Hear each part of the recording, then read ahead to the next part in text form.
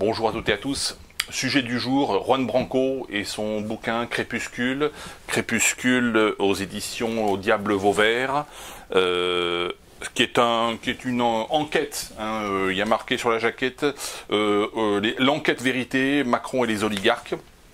Donc c'est le livre que nous allons commenter, un livre qui est assez intéressant sur le plan politique et sur le plan du positionnement aussi de la France insoumise. C'est le sujet du jour, c'est parti.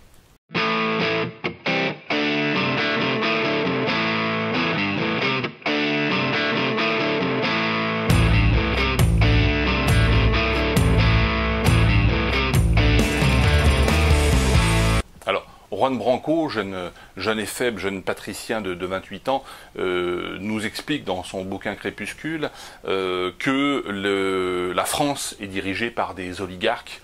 Il y a effectivement en France un certain nombre de milliardaires qui possèdent l'essentiel des chaînes de télé, des journaux en France, des chaînes de télé, des journaux, enfin surtout les journaux qui ne sont pas rentables, les chaînes de télé c'est encore autre chose. Alors il nomme ces fameux oligarques qu'on connaît tous, c'est Niels, c'est Arnaud, c'est Lagardère, c'est Bouygues et également Dassault, voilà, qui possèdent l'essentiel de la presse en France.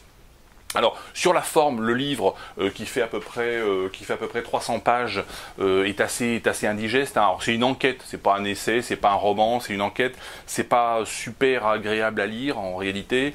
Il y a sur 300 pages, je pense qu'il y a 200 pages de trop. Il aurait pu nous expliquer ce qu'il avait à nous dire plus simplement. Donc c'est un peu un livre soporifique. Achetez-le si vous voulez soutenir Juan Branco et les éditions Massot, très bonne maison au Diable Vauvert. Mais sinon en termes littéraires, c'est pas terrible. Sur le fond, alors c'est le fond qui est le plus intéressant, c'est ce que nous allons commenter aujourd'hui. Sur le fond, on n'apprend pas grand-chose. On apprend que Macron a bénéficié d'un soutien de la presse avant son élection, et je l'avais déjà dit dans plusieurs vidéos, et ça c'est un secret de Polichinelle. Il a bénéficié, Emmanuel Macron, de plus de 8000 articles de presse avant même sa déclaration de candidature. Ça c'est quelque chose que tout le monde sait. Nous savons également qu'un certain nombre d'oligarques que j'ai nommés et qui sont nommés dans le livre contrôlent la presse française. Ça c'est pas tellement une nouveauté. Alors son livre c'est plutôt un réquisitoire contre cette oligarchie et contre ces personnes que l'on pourrait qualifier de gros parasites, les gros parasites millionnaires ou gros parasites milliardaires. Alors par contre ce qui est intéressant dans son bouquin, c'est ce qu'il ne dit pas.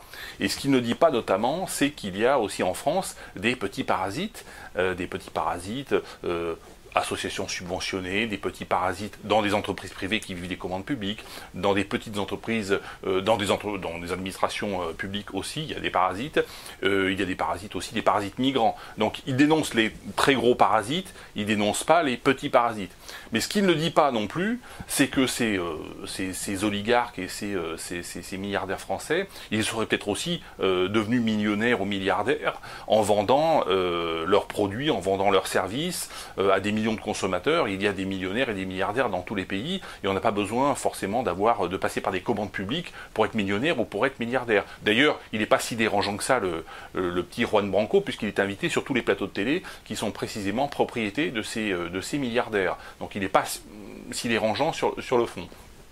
Et puis, ce qu'il devrait dire aussi, c'est qu'il existe des petits parasites, et que ces gros parasites milliardaires comme ces petits parasites sont finalement des profiteurs d'un système qui est un système étatique, qui établit des lois, qui établit des taxes, et ces taxes revont dans la poche d'un certain nombre de services utiles, mais aussi de gros parasites milliardaires, comme il le dit, mais aussi de petits parasites. Et les petits parasites, au cumul, finalement, coûtent beaucoup plus cher que les gros parasites. C'est la première critique que l'on peut faire à notre ami Juan Branco. L'autre critique que nous pouvons faire, et celle-ci est beaucoup plus subtile, c'est que dans la parasitocratie, moi ce qui me pose le plus de problèmes, c'est pas les gens qui profitent, qu'ils soient chefs d'entreprise, millionnaires, ou que ce soit des petits parasites migrants ou petits fonctionnaires.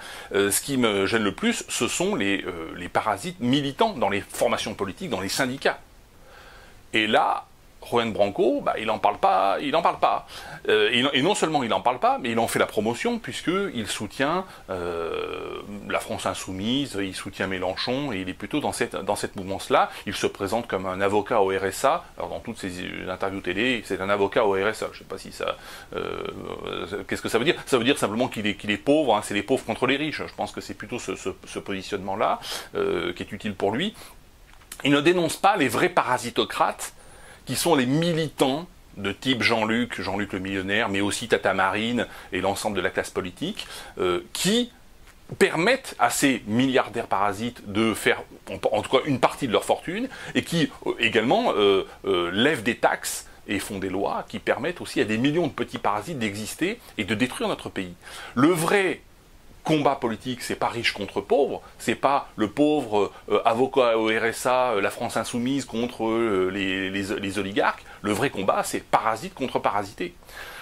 Ce que ne dit pas, naturellement, Juan Branco dans son bouquin. Donc, son livre Crépuscule est intéressant, encore une fois, lisez-le, même si il est relativement soporifique. Mais ce qui est important, ce qui est intéressant dans son livre, c'est plus ce qu'il ne dit pas que ce qu'il dit. Le vrai combat, c'est parasite contre parasité, et non pas riche contre pauvre. Merci à toutes et à tous, et je vous dis à bientôt.